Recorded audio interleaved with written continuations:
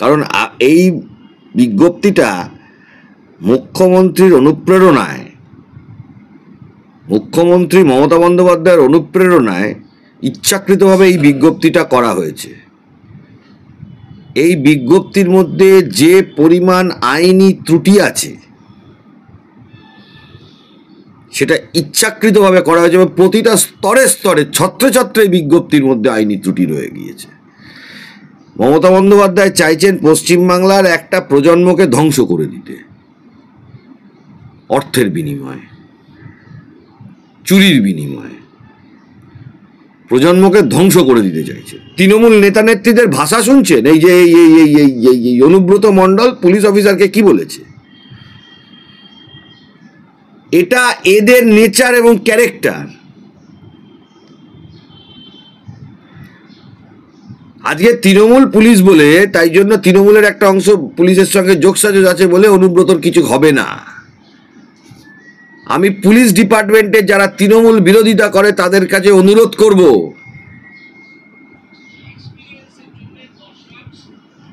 অনুব্রত মণ্ডলকে জেলে ভরে লাভ নেই, ওকে যে ডোজটা দেওয়ার সেই ডোজটাই দিতে হবে, এটা পুলিশ ডিপার্টমেন্ট জানে। আজকে ক্ষমতায় আছে পাবে না, কালকে যখন ক্ষমতা থেকে চলে যাবে ওকে সেই ডোজই দিতে হবে। ওনার যতগুলো প্ল্যান জীবনে আদালত সম্বন্ধে আর আইন সম্বন্ধে আর টাকা তোলা সম্বন্ধে হবে সেগুলো সবই আলটিমেটলি ভেস্তে যাবে। ক্ষমতা যাবে যখন, তখন ওনাকে জেলে কাটাতে হবে। যারা বঞ্চিত চাকরি প্রার্থী, আপনাদের মাধ্যমে আমরা বলছি, তাদের হয়ে আমরা লড়ব। এবং এটা আমি আপনাদের জানিয়ে দিচ্ছি, আমাদের যারা ইয়ে আছে, এই বিজ্ঞপ্তি হতে পারে না। এই বিজ্ঞপ্তি পরিবর্তন করতে হবে।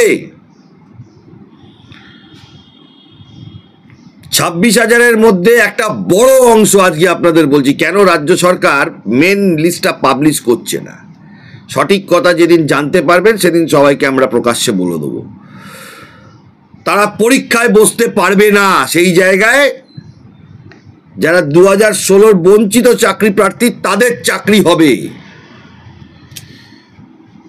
এই টেন্টেড ক্যান্ডিডেটদের জায়গায় লড়বো। আমি দেখব রাজ্য সরকারের আর মমতা ব্যানার্জির কত ক্ষমতা আছে।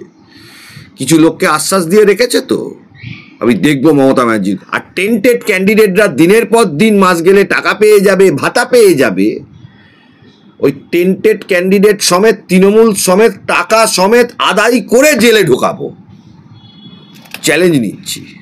নতুন বিজ্ঞপ্তিটা ইচ্ছাকৃতভাবে জারি করেছে রাজ্য সরকার, যাতে করে টেন্টেড ক্যান্ডিডেট যারা, তাদের চাকরিতে বহাল রাখা যায়। যারা যারা বঞ্চিত চাকরি প্রার্থী, আমরা তাদের হয়তো দীর্ঘদিন লড়াই করছি, যারা যারা চাকরিটা পাননি, আমরা এটা নিয়ে লড়াই শুধু করব তা নয়, টেন্টেড ক্যান্ডিডেটদের পরীক্ষায় বসতে দেবো না। টেন্টেড ক্যান্ডিডেটদের পরীক্ষায় বসতে দেবো না। এই যে বাড়তি সুবিধে পাইয়ে দিয়েছে টেন্টেড ক্যান্ডিডেটদের, না, এটা চ্যালেঞ্জ দিয়ে বলছি, করতে দেব না। যারা যারা বঞ্চিত চাকরি প্রার্থী, যারা মেধার ভিত্তিতে যাদের নিয়োগ হওয়ার কথা ছিল, যাদের নিয়োগ হয়নি, দীর্ঘদিন রাস্তায় বসেছিলেন, আমরা তাদের হয়ে লড়াই করছি এবং সেটা নিয়ে আমরা লড়েও যাব।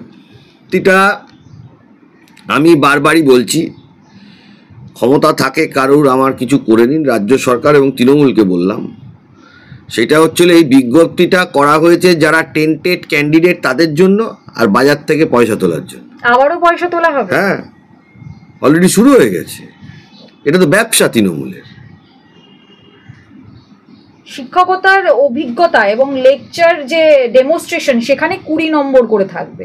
দেখুন, যারা 2016 পরীক্ষার্থী ছিলেন তাদের 2016 রুলেই পরীক্ষা নেওয়াটা উচিত ছিল রাজ্য সরকারের। রাজ্য সরকার এখানে প্রয়োজন হলে নতুন ক্যান্ডিডেটদের জন্য আলাদা রুল তৈরি করতে পারতেন, আর 16 ক্যান্ডিডেটের জন্য আলাদা রুল আছে, তাহলে দুটো বিজ্ঞপ্তি দিতেন। একটা বিজ্ঞপ্তি কেন নিলেন? একটা বিজ্ঞপ্তি রাজ্য সরকার ইচ্ছাকৃতভাবে, এটা তদন্ত হওয়া দরকার এবং আমরা এটা কোর্টে নিয়ে যাব তদন্তের জন্য। একটা প্রজন্মকে প্রজন্ম আপনি ধ্বংস করে দেবেন, আমরা মেনে নেবো, সেটা হতে পারে না। লিখিত পরীক্ষা নেওয়া হবে 60 নম্বরে, যেটা আগে ছিল 55-তে। দেখুন, এই 7টা যে পাতা রয়েছে, সেই 7টা পাতার যে বিজ্ঞপ্তি, সেই বিজ্ঞপ্তিতে দেখা যাচ্ছে আগে যা ছিল এখন যা রয়েছে, কোথাও গিয়ে কি অযোগ্যদের সুবিধা করার জন্যই কি এই বিজ্ঞপ্তি? দেখুন, অযোগ্যদের সুবিধা করবে বলে সুপ্রিম কোর্টের যে অর্ডারটা, এখন সুপ্রিম কোর্ট গরমের ছুটি আছে, ইচ্ছাকৃতভাবে মানেনি, ইচ্ছাকৃতভাবে মানেনি। কারণ সুপ্রিম কোর্ট বলেছে অযোগ্যরা পরীক্ষায় বসতে পারবে না।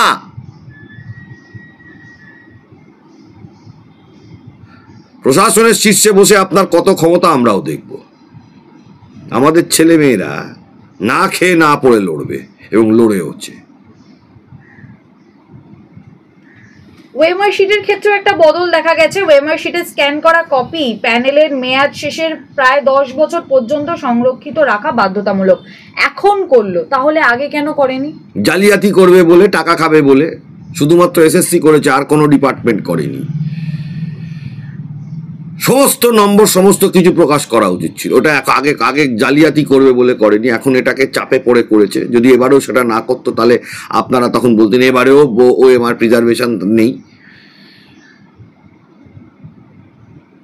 নতুন প্রসেস নেবে কিনা সেটাও তো আমাদের দেখতে হবে, কারণ তৃণমূল তো আবার কোয়েশ্চেন বলে দেয়, অভিযোগ চাচ্ছে পশ্চিমবাংলাতে।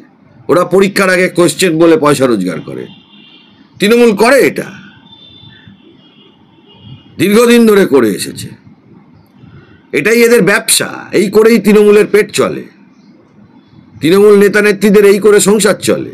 গাড়ি বাড়িগুলো করেছে কি করে? রোজগার করে। এটা তৃণমূলের ব্যবসা, বন্ধ করব। যোগ্য চাকরি প্রার্থী যারা আছে, যারা চাকরি পায়নি, আমরা তাদের হয়ে লড়াই করব।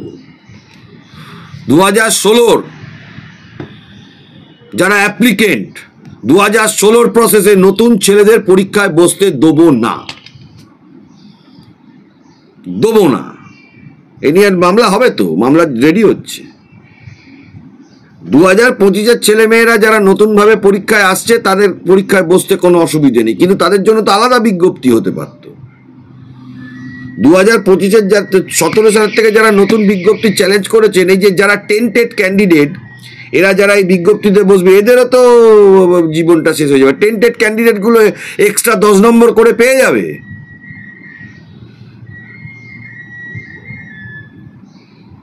আমরা নতুন চাকরি প্রার্থী যারা আছে এবং যারা আগের বারের বঞ্চিত চাকরি প্রার্থী,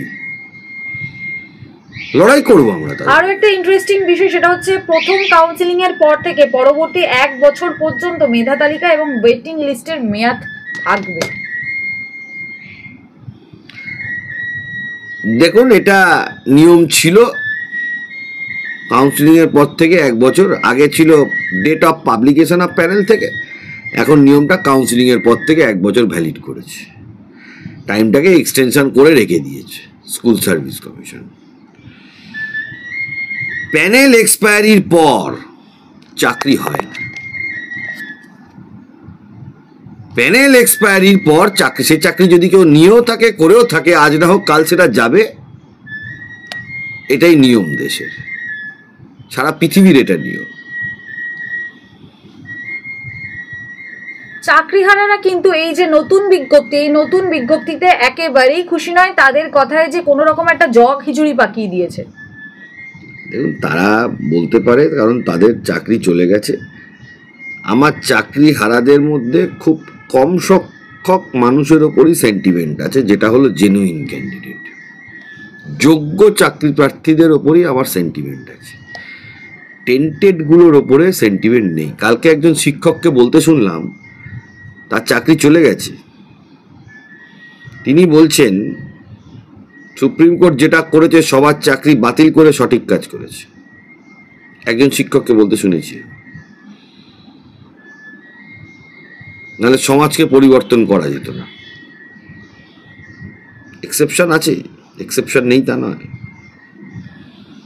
এক্সেপশন আছে, সব জায়গাতে এক্সেপশন। কিন্তু তবু আমি বলবো, যারা কিনা যোগ্য চাকরি প্রার্থী, তাদের প্রতি আমাদের সেন্টিমেন্ট আছে। তাহলে এই যে নতুন বিজ্ঞপ্তি বেরিয়েছে যেখানে 35-এর জায়গায় 10 হয়ে গেছে, এখানে ওয়েমার শিটের একটা বিষয় রয়েছে, শিক্ষকদের যে অভিজ্ঞতা, পূর্ববর্তী অভিজ্ঞতা, এগুলো সবকিছুই কি তাহলে মুখ্যমন্ত্রী সেই প্ল্যান ABC এর আন্ডারেই পড়ছে? ওনার যতগুলো প্ল্যান জীবনে আদালত সম্বন্ধে আর আইন সম্বন্ধে আর টাকা তোলা সম্বন্ধে হবে, সেগুলো সবই আলটিমেটলি ভেস্তে যাবে। ক্ষমতা যাবে যখন, তখন ওনাকে জেলে কাটাতে হবে। তৃণমূল যারা আজকে করছে খুব রমরমা বাজার, তো সরকারের এই ক্ষমতা আছে পুরো প্রপার্টিগুলো কনফিস্টিকেট করে নেওয়া। যেমন পশ্চিমবাংলার মানুষ জানতো না যে সরকারি চাকরি এরকম গণহারে চলে যেতে পারে। এরকমও আইন আছে, তৃণমূলের যারা চুরি করছে, চুরি করে সম্পত্তি ভোগ করবে মনে করছে, সরকার চাইলে সমস্ত সম্পত্তি সিজ করে নিয়ে নিতে পারে। এই তো রিভিউ পিটিশন তো বেরিয়ে কি বেশ বলে নতুন বিজ্ঞপ্তি তো বেরিয়েই গেল, তাহলে এই রিভিউ পিটিশন আর কি থাকছে? একটা রিভিউ পিটিশনটা তৃণমূলের চামচাগুলো, কিছু তৃণমূলের চামচা আছে, মিলে সরকারের সাথে বাজারে ভুল বুঝিয়ে জনরোষে তৃণমূল সরকার, তৃণমূল রিভিউটা ফাইল করেছে, যাতে করে লোককে দেখা দেবার। এই রিভিউর কোনো মূল্যই নাই। রায় কি দেবে সুপ্রিম কোর্ট রিভিউতে আমি বলতে পারবো না, কিন্তু আমার আইনি যা জ্ঞান, তাতে করে একটা কনসেন্ট অর্ডার নেওয়ার পরে রিভিউ হয় বলে আমি তো অন্তত শুনিনি আমার জীবনে। রিভিউ ফাইল করতে পারবে মানে সুপ্রিম কোর্টে বেঞ্চে আসলে বোঝা যাবে। হ্যাঁ, আমি জীবনে শুনিনি। যাই হোক, দেখা যাক কি হয়। তাহলে এই যে নতুন বিজ্ঞপ্তি হয়েছে, এটা কাদের জন্য আর কি কার্যকর করে মুখ্যমন্ত্রী মানে রাজ্য সরকার তথা SSC? এই বিজ্ঞপ্তিটা আমি বারবারই বলছি, ক্ষমতা থাকে কারুর আমার কিছু করে নিন, রাজ্য সরকার এবং তৃণমূলকে বললাম, সেটা হচ্ছিল এই বিজ্ঞপ্তিটা করা হয়েছে যারা টেন্টেড ক্যান্ডিডেট তাদের জন্য, আর বাজার থেকে পয়সা তোলার জন্য। আবারও পয়সা তোলা হবে? হ্যাঁ, অলরেডি শুরু হয়ে গেছে। এটা তো ব্যবসা তৃণমূলের ব্যবসা। এটা 40 লক্ষ পরীক্ষার্থী পরীক্ষা দেবে। এই বিজ্ঞপ্তিটা টেন্টেড, এইভাবেই আমরা মামলা করব সুপ্রিম কোর্টে। এই বিজ্ঞপ্তিটা টেন্টেড ক্যান্ডিডেটদের আমরা পরীক্ষায় বসতে দেব না। যারা বঞ্চিত চাকরি প্রার্থী তাদের হয়ে আমরা এই বিজ্ঞপ্তিতে লড়ব। কারণ বঞ্চিত চাকরি প্রার্থীরা 16 থেকে 25 সাল অবধি একটা পয়সা মাইনে না পেয়ে বসে আছে। 17 সালে যে নতুন ক্যান্ডিডেট আর আজকে 25 সাল অবধি একটা পয়সা মাইনে না পেয়ে বসে আছে।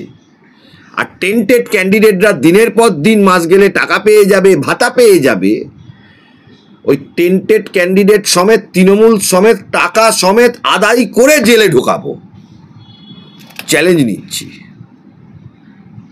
টেন্টেড ক্যান্ডিডেট সমেত, টাকা সমেত আদায় করে জেলে ঢোকাবো। আর যারা যোগ্য প্রার্থী তাদের চাকরির জন্য আমরা লড়াই করব।